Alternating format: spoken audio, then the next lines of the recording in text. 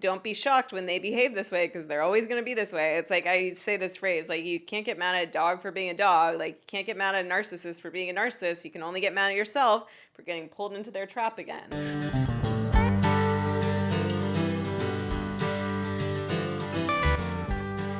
Welcome back to the Harley Malarkey podcast, Old Dog New Tricks. Are you ready, co-host? Yeah, I think I am now. Okay, good. I'm in the passenger seat. We got some new chairs, and Brian's really trying to figure out how to get comfortable. He's trying to move to different chairs. Asked me if anyone else that's been my boyfriend has ever slapped me in the face because I said I didn't want to get in the different chairs. I meant like in a loving, playful way. No, I mean, I not like to hurt you, but like to get your attention. Yeah. Like, hey, shut the fuck up. I'm just kidding. Like that. I'm not like that at all. So, it's not always roses and sunshine. We had a really great episode for you that we are going to release this week, but it was very personal.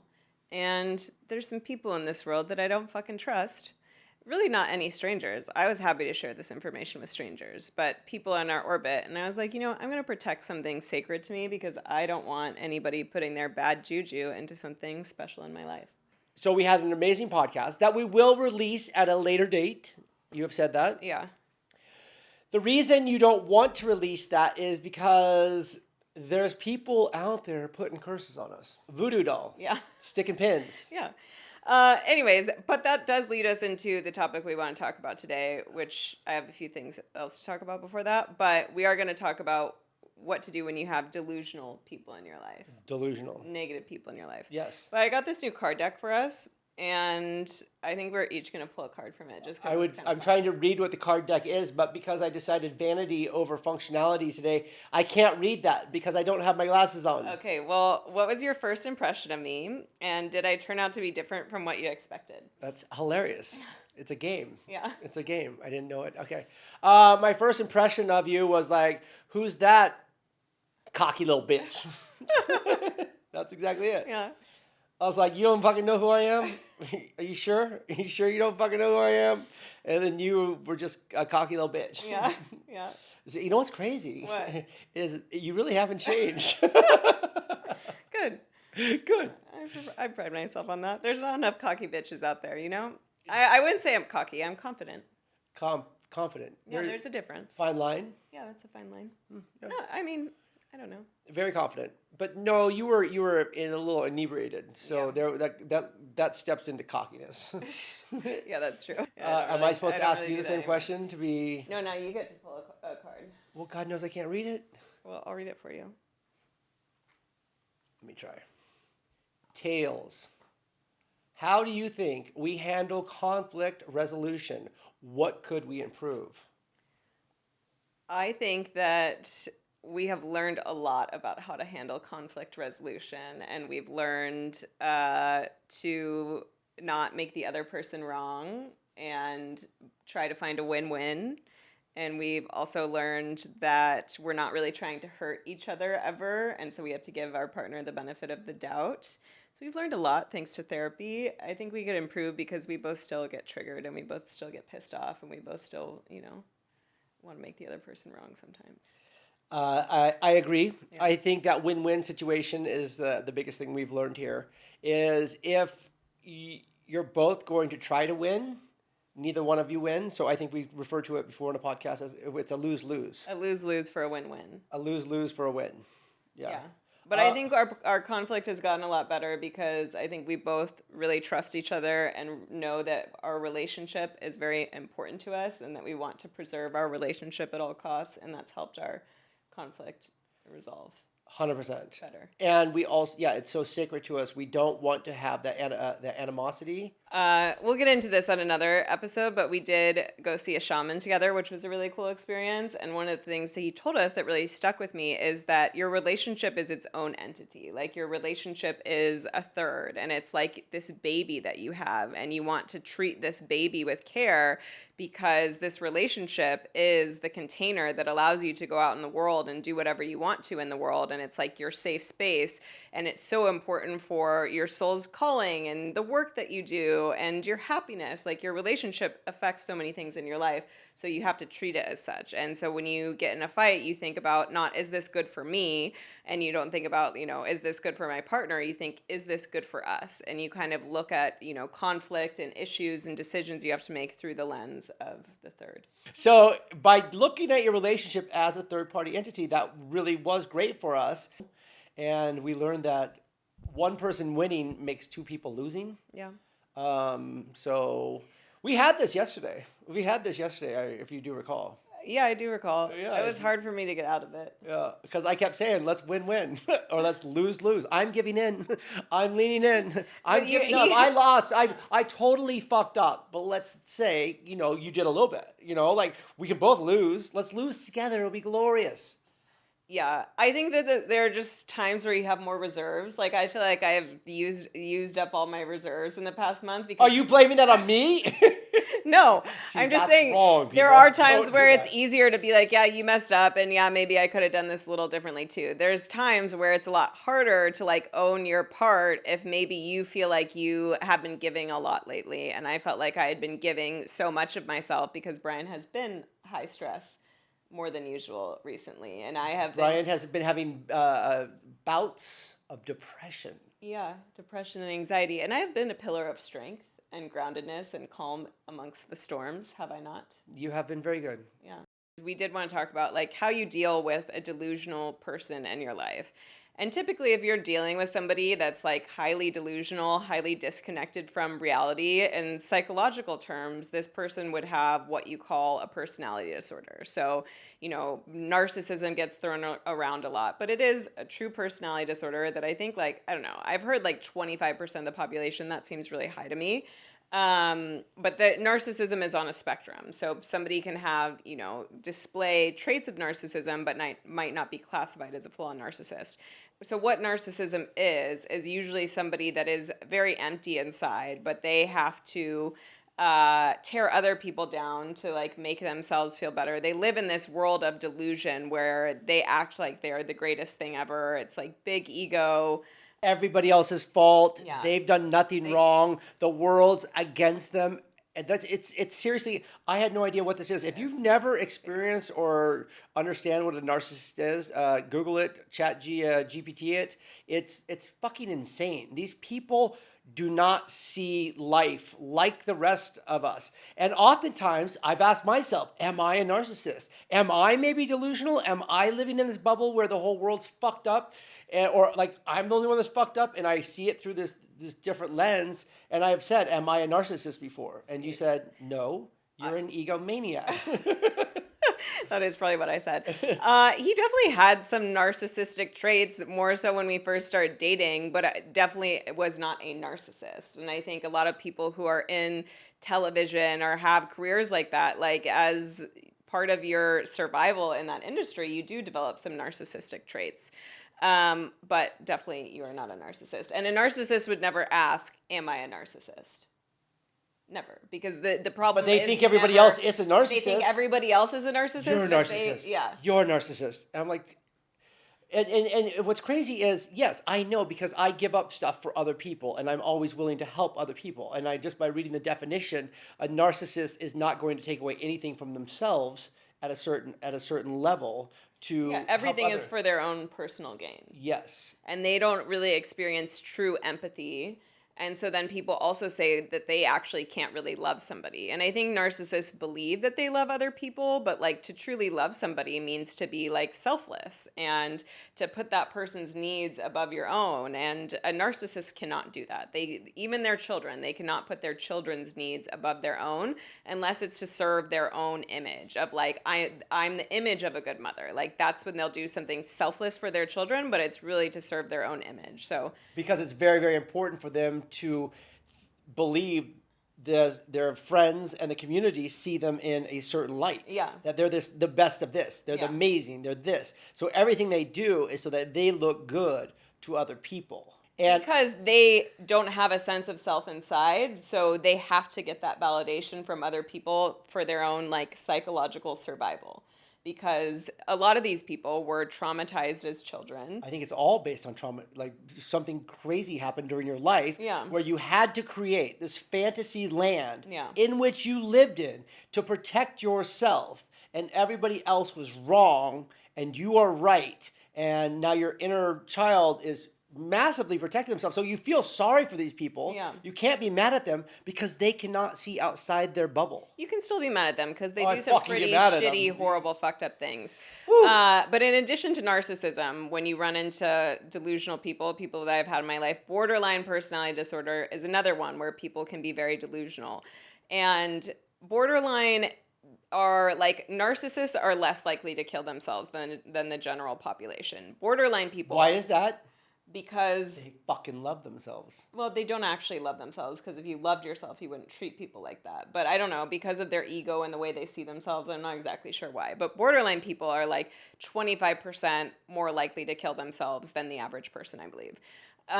Just to say this is like they do differ in a lot of ways. There are a lot of similarities, but borderline people, they idolize you, and then I forget what the word is, but then they devalue Shit on you. Devalue you. Yeah. And it's like at the core of borderline is a huge fear of abandonment. And so they meet somebody new, they idolize them. This person can do no wrong. And as soon as the borderline person senses like you might be abandoning them, or you might be seeing their true self, they'll Or you immediately- might just have another friend. Yeah. Or you might have you went to lunch with someone else. Yeah, and they'll devalue you, and they'll talk shit on you, or, they have... Such a fucked up world, my friends. So borderline is like a deep fear of abandonment, but they do manifest with like a lot of narcissistic traits too. So all this stuff you can like look up in the psychological perspective.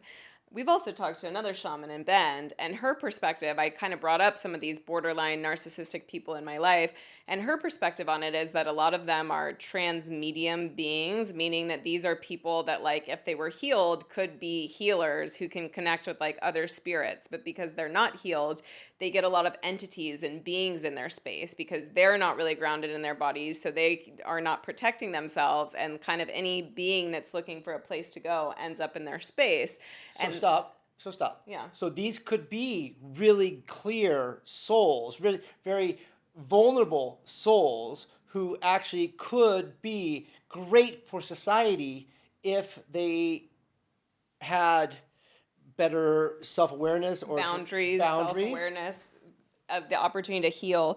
Yeah, I mean, I don't think any soul is bad, so which is confusing. Like, I don't know how they manifest so bad as humans on the earth, but yeah, I think a lot of these are just very damaged, broken people. You said that these people have this vulnerability so that bad souls, entities... I'm not saying this is my belief, but this was a shaman's interpretation. Like, the psychological interpretation is that these people have personality disorders based on like childhood trauma. The shaman interpretation is that these people have bad energies that have become attached to them because of childhood trauma, or because of, their inability to uphold boundaries in their bodies. And she said this because I had a session with her also. She said that those entities can enter you when you're either heavily drugged out, completely alcohol, or you've had a major accident where you're essentially you're out of your brain. You're out of your soul. Yeah. You're like, you got Soul knocked leaves out. your body a and little then bit. they have a direct access. Yeah. So I used to hang out with Grandma Sharon's father, who was a wise man of some sort, but he would try to teach me how to astral travel. Yeah. And astral travel... Astral. ASTRAL, yeah. Well, for the people out there, he was essentially putting me in a meditation mode and letting me leave my body and travel anywhere I wanted, instantaneous. Like I was in China, and all of a sudden I was like, what the hell? And so Did it work? Yes, I got to China. And then, but he did say he had to sit with me the whole time to make sure as he talked to me, because he said he did not want an entity to enter my body while I had left my body. Yeah. Right? And so it kind of scared me, because I was always scared, and I'd heard stories about people who, as they were doing this, because Uncle Palmer had friends that did this for fun in high school, that they knew they could leave their body and travel around. They'd go walk around campus in the middle of the night out of their soul. Yeah. He said, but his one friend one night got locked like in a box, right? And it was an entity coming into his body, and it was locking him out of his body. And then they all got really scared and wouldn't do this anymore. So it's just amazing to think what you can actually do. But this whole entities flying around and these bad energies and voodoo, back to voodoo, and getting, people putting hexes on you. That stuff. I mean, there's so many religions and so many things based on these kind of things that it is something to explore. Yeah, I don't think it's for everybody, but I do think the important thing is that you have good spiritual boundaries if you're going to engage in any of these things. Like if I ever am like meditating and like trying to talk to other spirits, I always like say this as I enter my meditation, like, please, only the spirits of the highest truth and compassion are allowed in this space. Which is something I learned from Gabby Bernstein. But you can say whatever feels right to you, but I do think it's good to like establish a boundary if you're trying to connect outside of yourself, that you're not willing to connect with negative beings, because we do have the power to say those things, but we lose that power if we like leave our body vulnerable, or if we drink too much or do too many drugs or do things that like damage our auric field, we leave ourselves vulnerable. To get out of your mind. Yeah. And get out of your body and out of your soul and turn it off for a while. Yeah. And if you turn it off for a while, that's when you're turning on to other things for that possibility of coming into your body. Another thing with the shaman up in Oregon, she did say before we started these sessions, what did she say? You like that one? Oh, like for our highest good, healing and amusement. And amusement. And she did tell me some stories about my past lives that, like, you never know if that shit's true. Like, you can make anything up about a past life, but it was amusing. I was a farmer in Italy, and I met Harley in another life, and I was doing this redundant hard work, really grinding. And no, I wasn't like low-level farmer, just so you guys know. I think I owned the farm. Your dad did, probably. Fuck you. I'm a Nepo baby. I'm a Nepo baby. I'm a Nepo baby from ancient Italy. Thanks. All right.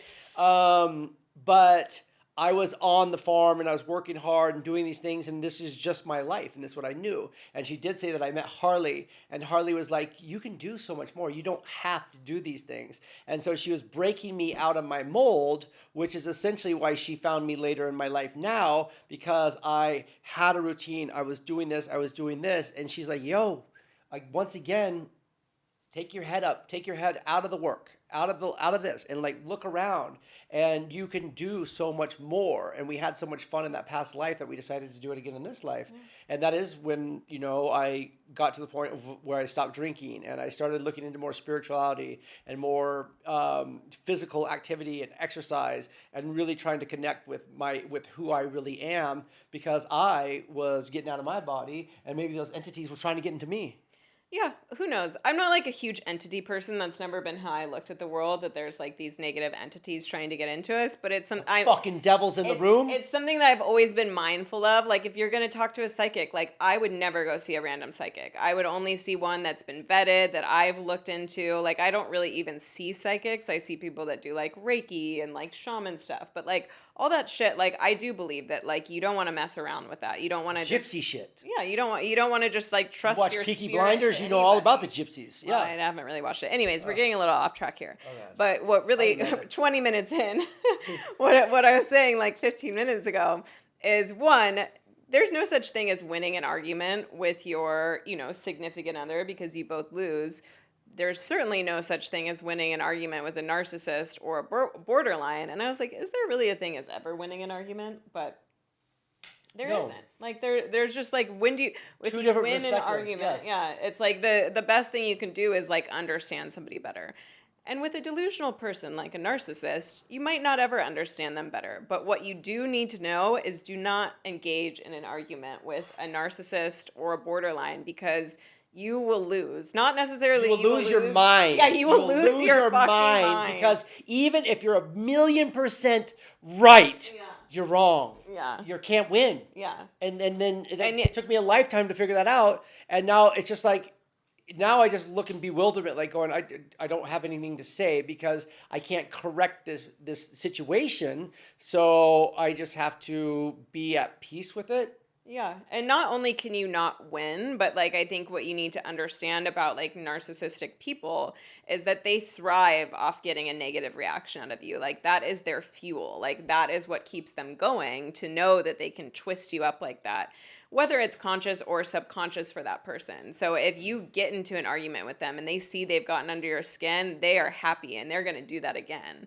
And so the best thing that you can do is if a narcissist is trying to get under your skin or trying to get an argument with you, you just don't engage. Whether that's completely ignoring them or whether that's, not answering the specific thing they're trying to get you to answer, not taking the bait. Like those are all really important practices to learn when you have to deal with a person like this. And, you're like, why don't you just cut this person out of your life? Sometimes you can't cut these people out of your life for certain circumstances. And in those cases, you need to learn these things. Like you need to learn not to give your energy away to them, as hard as it is.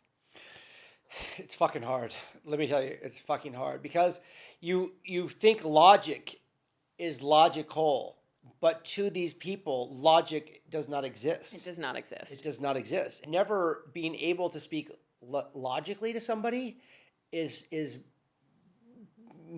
mind blowing. It is. It's just absolutely mind blowing, and to give that up and just be like at peace with like, gosh, and it's actually the greatest thing ever because. Yeah, even if you get twisted up and you get mad at them and stuff and they kind of get off on that, it's your fault. You got mad. Yeah. So it's a constant loss. And it's taking me, and I'm still learning how to do it, but how to just accept and give up without ever being able to make a valid point. And I think it kind of helps to view these people as children because essentially what they are is like really wounded children that like got into an adult's body. Like they don't have the mindset of an adult. They don't have the logic and reasoning and confidence and groundedness of an adult. It is like arguing with a child, like a 5-year-old child. And so if you can kind of like see that person as this wounded child and you can just kind of step back and like hopefully that lets your anger dissipate enough so you can be like, I'm not going to engage in this. And sometimes you have to have a conversation. And like the thing that I've read is it's called like you gray rock them, which is basically like you don't attach emotion to anything you say back to them. Like if they accuse you of doing something you didn't do and then ask you a question and you're like all confused, you're like, oh God, they're accusing me of this and then asking me this. You answer the question with zero emotion. Like, yes, I did go to the grocery store, or, no, I cannot do that, or whatever it is. You don't say like, how dare you accuse me of that? I didn't do that. I didn't do that. You just answer like very simply, zero emotion, just facts. Yeah. And you can err on the other side too, where you're like, if you look at them like a child and you try to be compassionate and you try to be nice to them, well, then that all of a sudden gives them completely mixed fucking signals also. And all of a sudden, you don't want to be too nice to them. You don't want to be too nice to them because then all of a sudden they start leaning in towards you a whole lot more, and you need to keep your arm's length distance. And I think a lot of these people in these conditions, it appears later in life.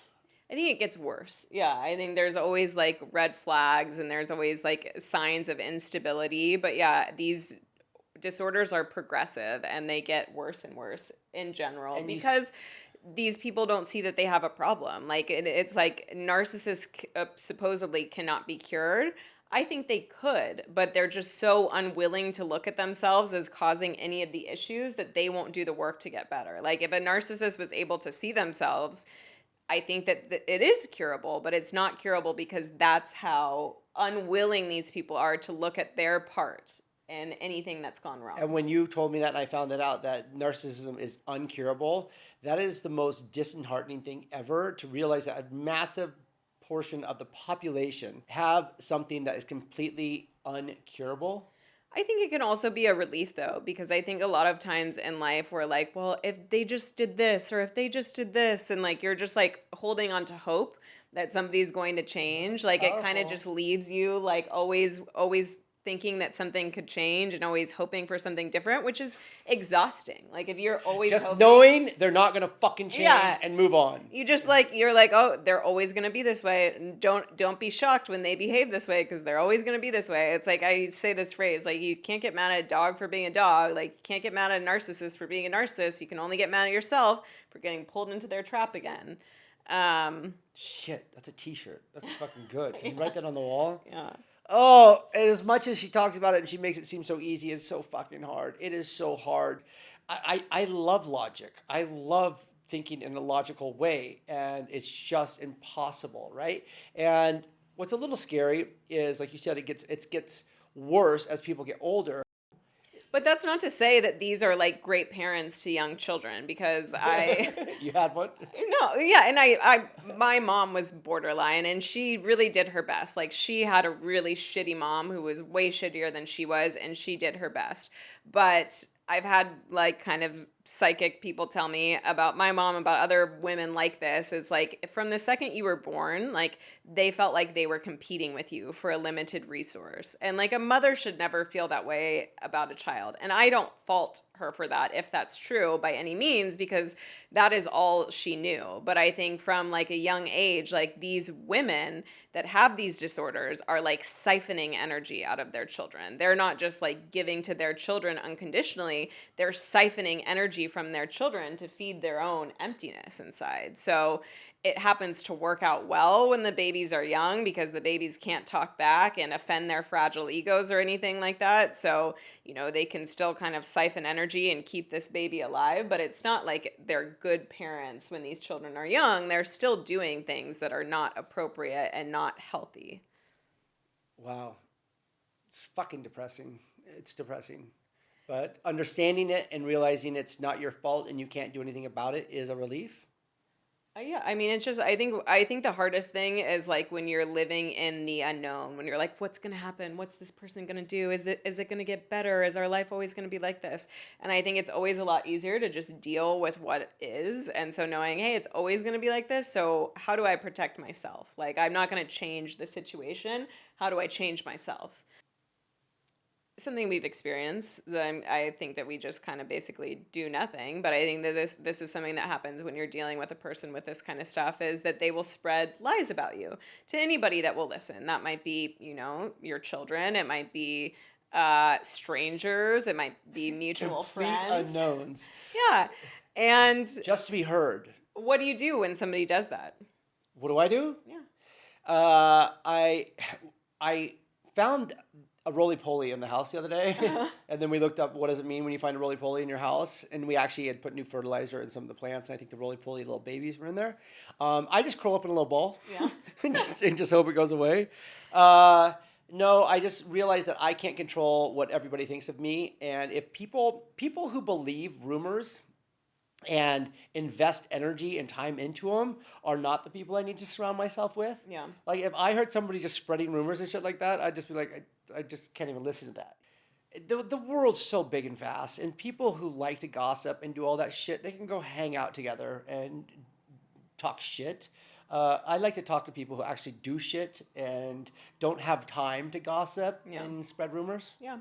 I agree. I think there's nothing you can do. If somebody's spreading lies about you, you don't go on Instagram and like say, this is not true, this is what I do. Like, you don't get defensive. You're just like, I know I'm a good person. Like, I know that, the people that I care about will see me as a good person. If people see me differently, if they believe this person, they're not my person. And this person can keep doing whatever they need to do to survive and to pull people into their orbit. 52-year track record that says I'm a fucking good guy.